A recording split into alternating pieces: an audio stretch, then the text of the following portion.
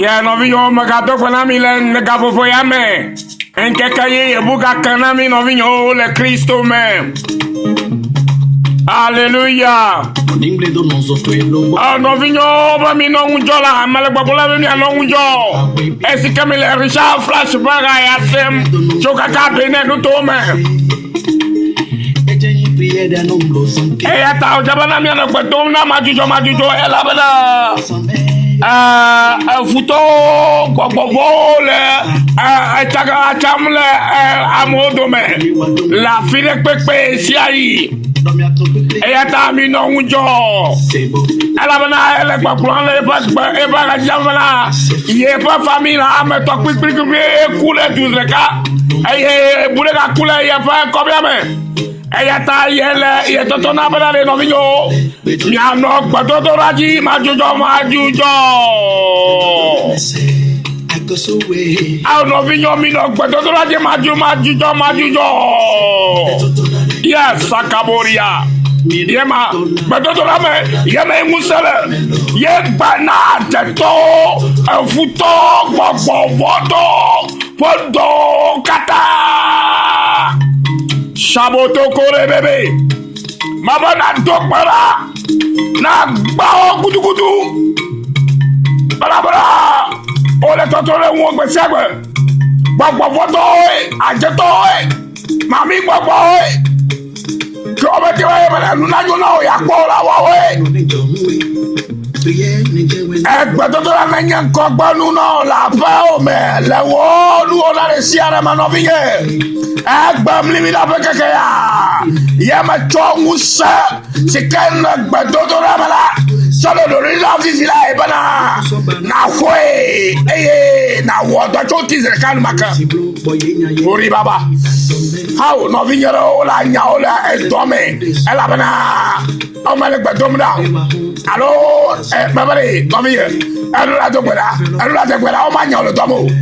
ka mo bubu a na ye be wa to ko ye mana ye no vito na on ka ye no vito mega nyo ye to la nyo yo po bana nu lo ko me no la ye yo ba jijo gbogbo mako e ma gbenya no to gbe to la me e yo gbo le ka jija ma bana le o amero se de via ko to suklu balata e kwa envelope le moji e ye bo a choko ke choko ade ko disappear ebu ze kapi e gbogbo fo pa sarame e ya ta ne do gbara na ka fonde la igba chola nde kama wo hey ala ba jole le ajo wale yin come on na gbe to la me Beto la me na no la Beto la me lo mi no beto la me no vio beto la me lo beto la me la e yana mi ba mi no beto la me o katai e ya leve viene nye closia bana mi no beto la me majujo priez sans cesse. La parole de Dieu a dit, mieno gbododo ji majijo. Nge yala me diba loka fo me diba nye klo me ga ide Bible me. Mi age tek Thessalonica to fe agbale. Gbato Thessalonikia. Thessaloniki ka to fe agbale. Gbato atama to pupi awe adria me. Mi rebela mi no gbedodora ji majijo mi aba hre chokuku ya dewa ide bravo vo eni amezarea gaka atefere kakwele vevere na bela matwasiji na mile gafufo ya me tefe si ayo ngure di bela mi no gbedodora ji majijo Alléluia. Nous kaya gbedodora Gbedodora ya inye bana na fonu kule to bro nyale na to eto ke ye yo amawu ke ye musekata tola na fonu fone na bonu sikele jojo de wa gbejine enyalo ka kedibe ya kobana de ye vi sikele nyade atomo blonya ya ona ya hwayi sebana ye nye musekata tona ore ye la to wa blonya bana papa papa nu ya le jojology ya papa me nu ya me be na wona me ya alo me nyine ne ma o na na ba vi o va gbode nu ka bo na be mama ma di be ma na onu ya na mama me di be na promi si mi me ba fu chi egbe ya mama me di be na fle nu ya popo ya na egbe ba me di be na promi le shop ya me egbe ya ka nu ka ro na enya vi o nya be na e do se e ya me nya be ga la si alo ma la si o e nya be e do la si o ko e ne mi avio chona ema eto agba na papa mama frenu ya nam wow ye gbora video gbora na e gale bank me na o va ho gale bank me na o be ma cho ye o ma yo la cho kata ba yo to la ho gale bank me akwa wow to ko ye ma la gale bank me e bo ne ma ke wa nye na mi o ha abe Kristo to ine mi adokure mi to un se kata to si ke nye kesino to ba kesino to si ke do un se de no katanji si ke tagari cho un se bla le gimana mia karigi eye mia boyane eye mia no boko bana a twenari ye nye gbododora polufoklo o to polufoklo o maou le jibli bome le nyatape me le kakarigi me bana atema wonu si okata ne biela na u la bana manye maou sike gbe anu wona vio yo maou sike pe to manyo na vio esia ila yo nyenami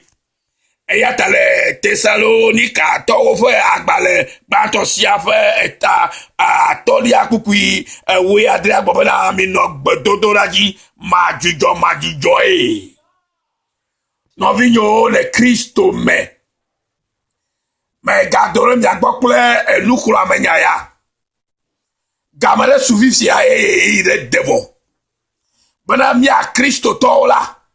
mi la no unjo eye mi a no unjo le gbedodora me mi a no unjo le mao sosrola me mi a no unjo le khose me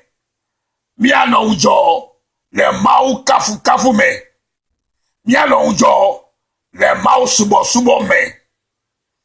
eye gbedodora a nyemi ape gbesia gbefe abolo to mao fe nyame abe mao fe nyayele e ya gbola nye klo le gapopo ya me e ya ta madibe la ho nyaya sikre gbogbo na obana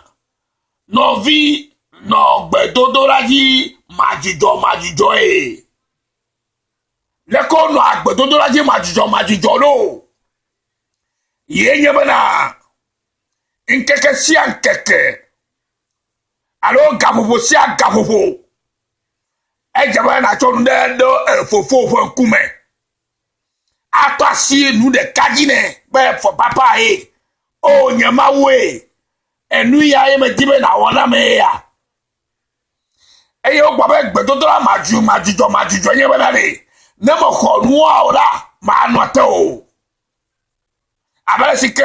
amo gero gbere bibla me nebena ne me yira mola nyamada si o la jo o le ma o dola dari bena ne me yira yo boede ola ye me da sike o ka unko ya kero yo patara si ya gbe ya prendre des décisions fermes et se consacrer de nous sike bi ole alléluia me gal me gbe pomo ma dibe ma ato enya ya do so le gabobo ya bana ale gbedom na agbesi agbe enyo ale ma o ka fun gbesi agbe enyo eye le church yi gbesi agbe enyo eye ele ma o do wo gbesi agbe enyo ga ke me dibe elu to kele me dibe na ga wo cho egbe aji ya ye nye bana na trozi gbedodora fe ame gbedodora majijo fe ame iye gome nyebele ko iye gome nyebela na cholu de katokere dale yo aponkume na wo nyon vi masike le sovo eye male vidi mu ola brona mauta sina yo ma fofo benare Yehowa maba ma fofu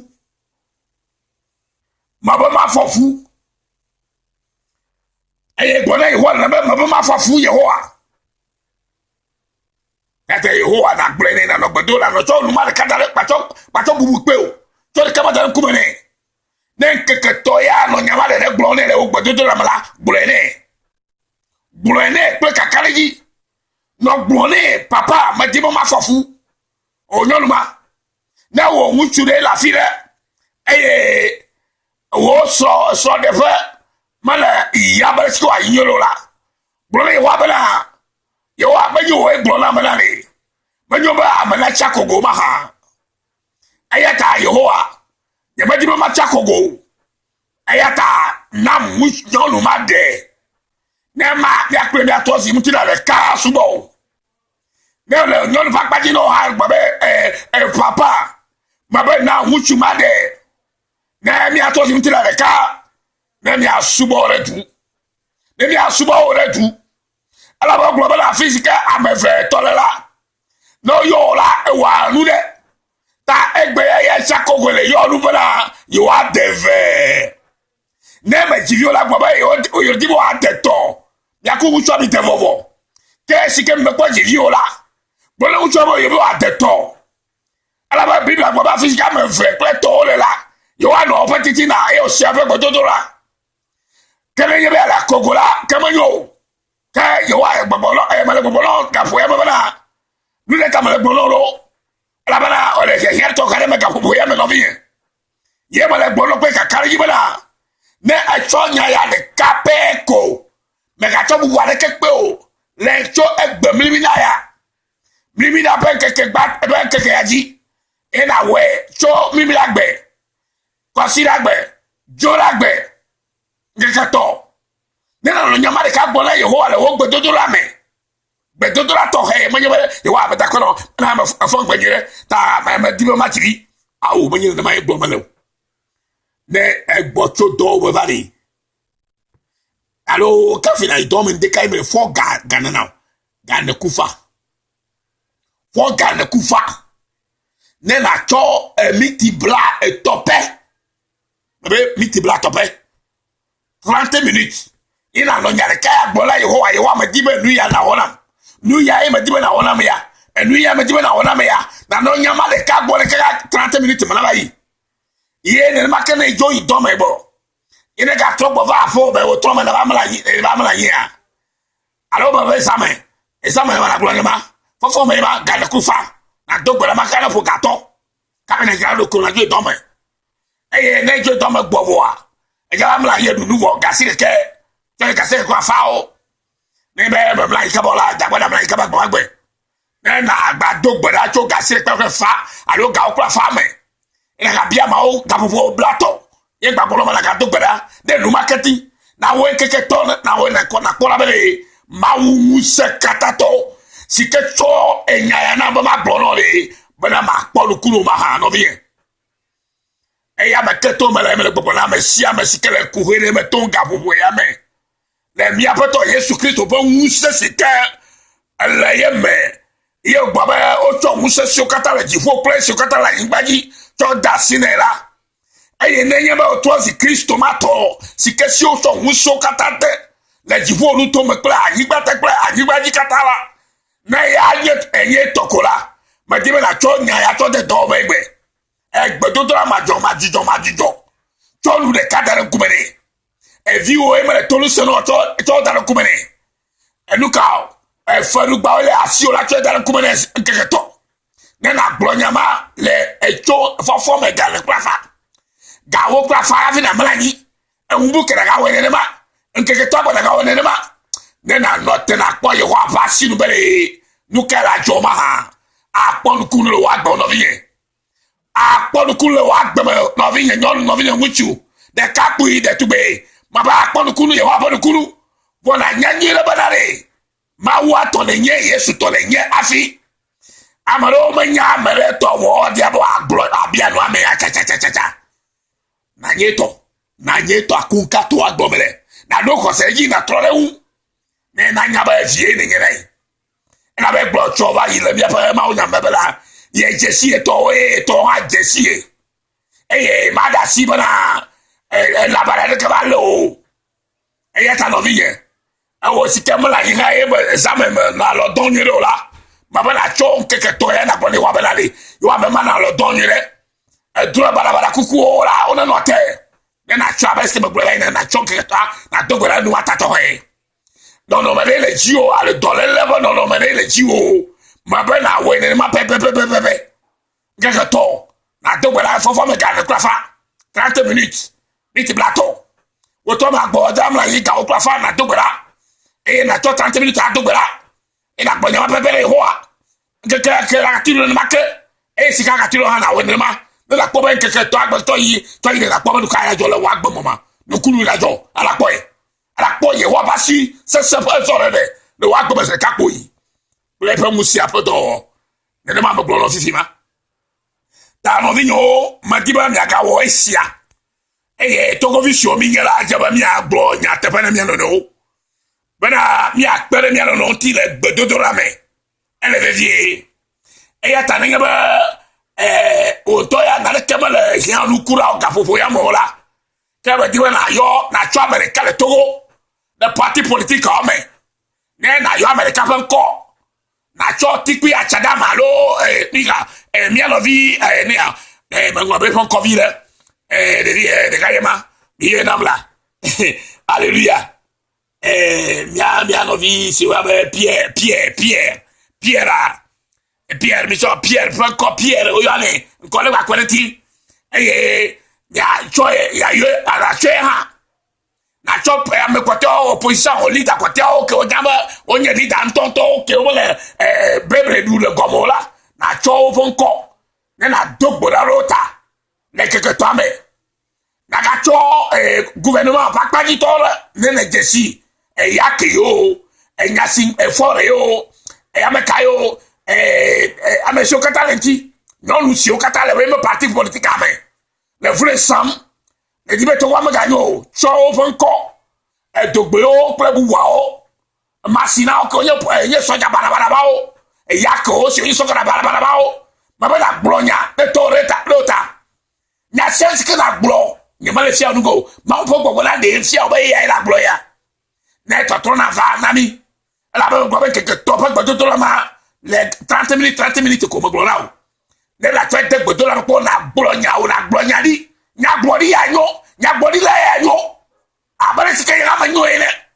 bana mi agbonya di na va me la be ma oponya ko to danu me na mi la ne mi glue la hey shokoto bori baba rabo shenderebe rabashike torobo kayembe beria yes sabo shakabare Mafo musela. Manyenye muse woneola. Musele la siya. Musele la siwa o. Mele la siyo. Mele yesiyo. Kakemi tozi muse to o. Le mau muse katato po. Musianu. Eyata o do kuronami. Eyata o yomibe mau fioro. Abe muse masike. Denak beteta iba vuvuda. Hey. Muse ma yele miame. Muse masike no eliame. Yele miame. Muse masike no sadra be se kwa betino go me ya. O ele miame. Muse masike no Kristo Yesu mi apotonto me ya. Yele miame gbe ya. Ta me dibe na cho amema politique pe memba o. Ko le togwa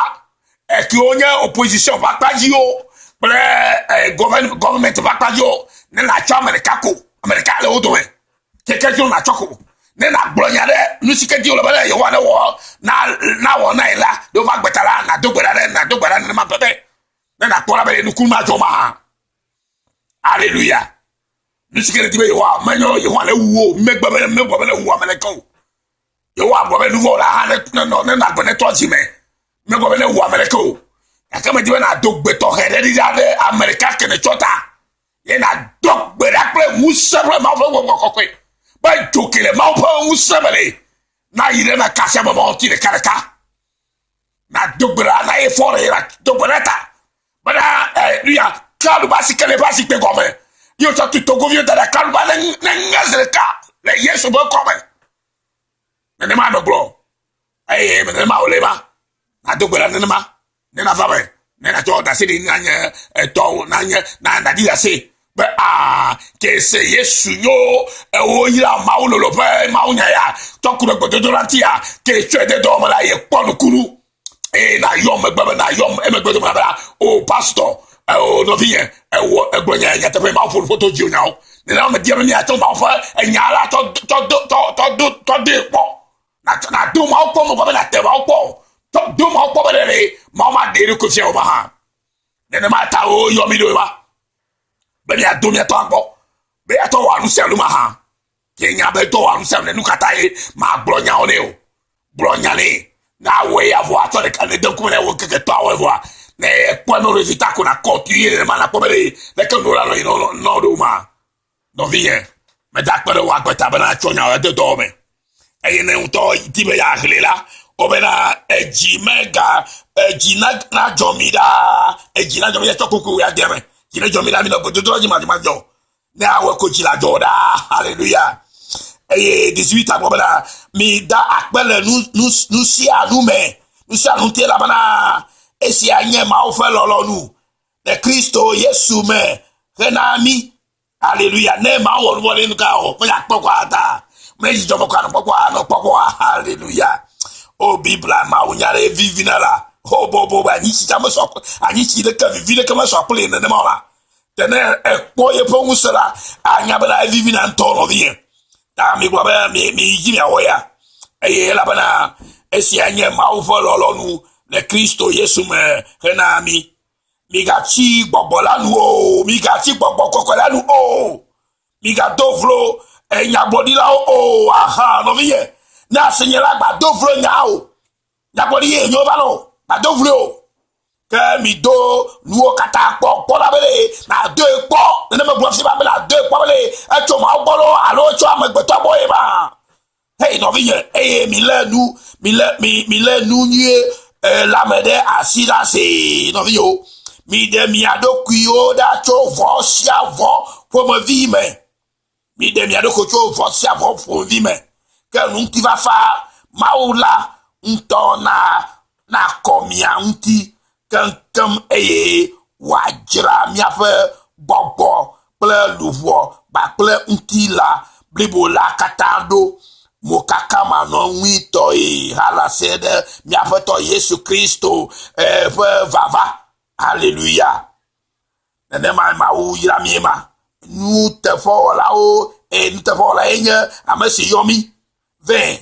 amesi lawe ha hallelujah e nu te fo la ri ye afato Yesu Kristo yomi va be mi to je to la e ye wa we ha ta de po baba de po e nya system to no nya body onya bela de ko bela nya ele me nya tabe ma ha de la ko bela pastor ya la banye to le nya pare do kosi o ma wele do fotoji e nu kunu na joro wa gbeme ne ko nya yo jise la bela oba mi ko nya body lo jise mi ko mo jise e mi ko nya body lo jise mi nya nya body fo nya body barabara toro le bia e gayo mo de koti